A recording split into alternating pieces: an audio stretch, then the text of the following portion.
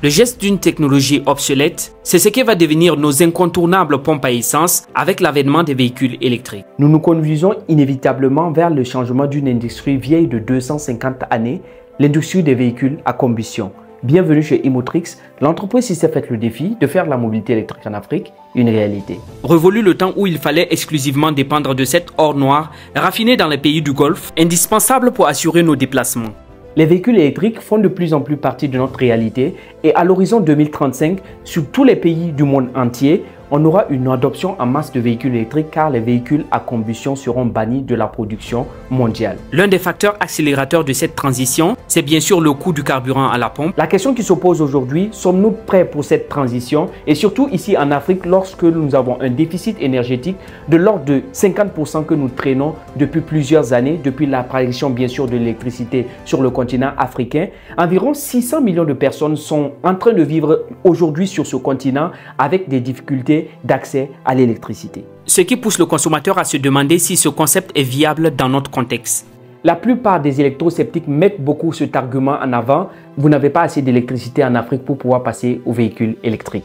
Et il est plus facile de trouver une station pour un plein d'essence que pour un plein d'électricité. Ce qui nous ramène bien évidemment à un déficit criant d'infrastructures, notamment d'infrastructures de charge pour pouvoir recharger les véhicules électriques et d'infrastructures de production d'énergie propre pouvant nous permettre de pouvoir alimenter ces véhicules électriques-là afin de pouvoir circuler de manière propre dans nos différentes villes et villages. Le réseau de distribution des hydrocarbures est une machine bien huilée, généralement détenue par des majors, avec des moyens financiers colossaux qui ne verra pas forcément d'un bon œil un passage massif à l'électrique. Même si peut-être la question du financement va se poser, il existe bien sûr une solution, ce sont les énergies renouvelables. Contrairement aux engins qui fonctionnent aux hydrocarbures où il faut raffiner les hydrocarbures dans des endroits assez éloignés, les importer à des coûts logistiques parfois très élevés, ce qui rend le coût à la pompe des hydrocarbures assez élevé et qui rend bien sûr le coût du transport dans les pays moins développés assez exorbitant.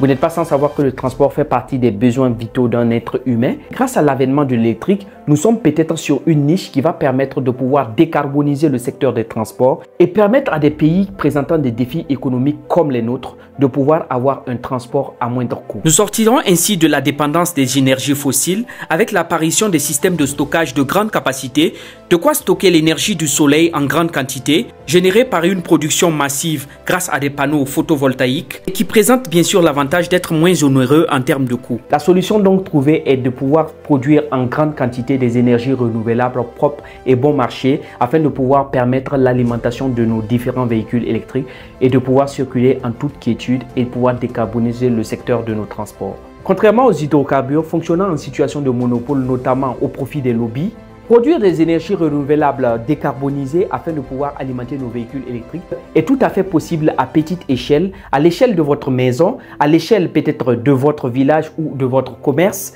afin de permettre de pouvoir alimenter justement ces véhicules-là. Donc vous n'aurez plus besoin d'aller vous rendre à une pompe forcément pour pouvoir approvisionner votre véhicule électrique. Alors nous sortons du chemin où il faudra forcément s'approvisionner à la pompe et nous aurons la possibilité de pouvoir s'approvisionner en électricité dans le confort de notre maison et ça c'est une révolution. Nous verrons également l'apparition de grands acteurs comme les stations de charge qui va nécessiter des systèmes de stockage de grande capacité à l'image des stations d'essence, sauf que cette fois-ci, il faudra stocker de l'énergie qu'on pourra revendre. Ces points de charge pourraient également devenir des relais énergétiques pour le réseau électrique national. Et pour ceux qui utiliseront des véhicules dans un cadre strictement personnel, vont les recharger à la maison.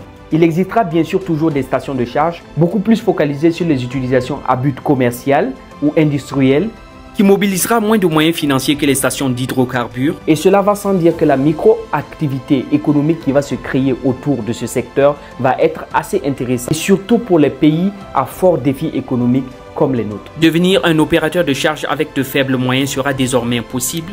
C'est donc peut-être le moment de pouvoir se pencher sur la question et s'inspirer des modèles comme la Chine, qui est un pays par exemple où le rayonnement solaire est moins abondant que sur le continent Afrique. Pays dans lequel il y a plusieurs stations de recharge de véhicules électriques qui fonctionnent exclusivement au solaire ou en hybride avec le réseau national. C'est le cas de cette station de charge à Shanghai en Chine où la station est exclusivement alimentée à l'énergie solaire. Il est important de noter également que nous avons la possibilité de pouvoir utiliser également cette énergie produite non seulement pour alimenter les véhicules électriques, les permettre de pouvoir accompagner le réseau dans les zones par exemple où nous avons un certain déficit énergétique et que l'excédent de production pourra permettre de pouvoir compléter la demande énergétique.